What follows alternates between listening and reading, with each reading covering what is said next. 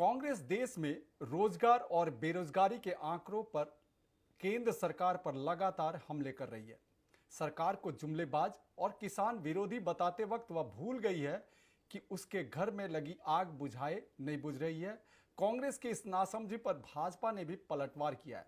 देखिए यह रिपोर्ट। अध्यक्ष सोनिया गांधी, पूर्व अध्यक्ष राहुल गांधी और महासचिव प्रियंका गांधी यानी समूचा गांधी खानदान भाजपा को 2024 के लोकसभा चुनाव में चुनौती देने के मंसूबे पाले हुए है। राहुल और प्रियंका जोरदार अभियान भी चला रहे हैं। यूपी में अगले साल विधानसभा चुनाव को देखते हुए कांग्रेस महासचिव प्रियंका गांधी की सक्रियता बढ़ गई है।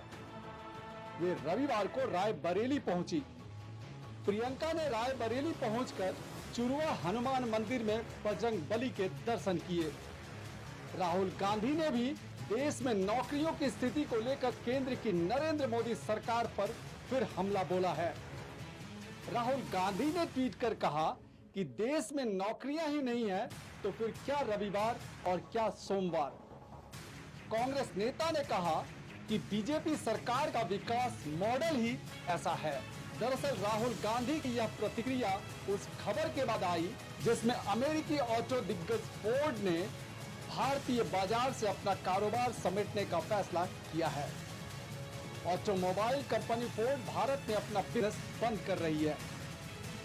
राहुल ने कुछ दिन पहले ही भाजपा पर हमले करते हुए कहा था कि जीएसटी, नोटबंदी और किसानों के लिए लाए गए कानूनों से भारत में माता लक्ष्मी की शक्ति घटी है। हिंदुस्तान के हर संस्थान में आरएसएस के लोग बैठाए गए हैं जिससे माता सरस्वती की शक्ति घटी है। लोगों को भाजपा से सवाल पूछना चाहिए कि माता की शक्तियों को आप क्यों नष्ट कर रहे हैं। जीएसटी से लक्ष्मी की शक्ति बढ़ी या घटी? घटी। जो किसानों के नए कानून आ रहे हैं उन कानूनों से दुर्गा माता की शक्ति बढ़ी या घटी? नुकसान हुआ, उनका चोट पहुंची। जब हिंदुस्तान के हर इंस्टीट्यूशन में, हर कॉलेज में, हर स्कूल में आरएसएस का व्यक्ति बैठाया जाता है तो सरस्वती माता की शक्ति बढ़ती है या घटती है?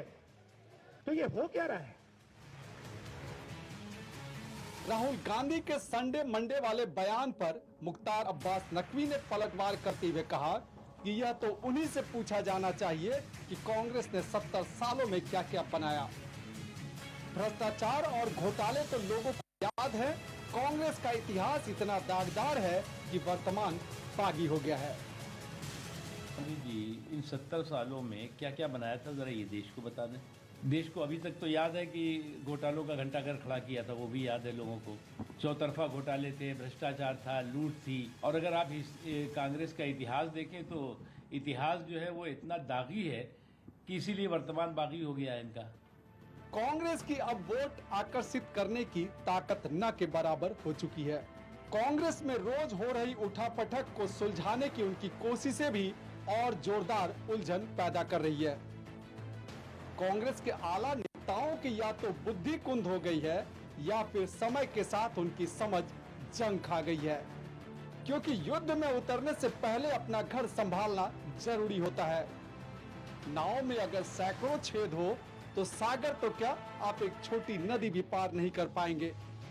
ऐसे में भाजपा को चुनौती देने के मंसूबे पाले कांग्रेस को दिखाई नहीं दे रहा है कि पंजाब और छत्तीसगढ़ में हर बीतते दिन गुत्थी और उलझती जा रही है। राजस्थान के अलावा ये 2 राज्य हैं जहां पार्टी की स्थिति मजबूत है। राजस्थान में कलह फूटने का जैसे इंतजार हो रहा है।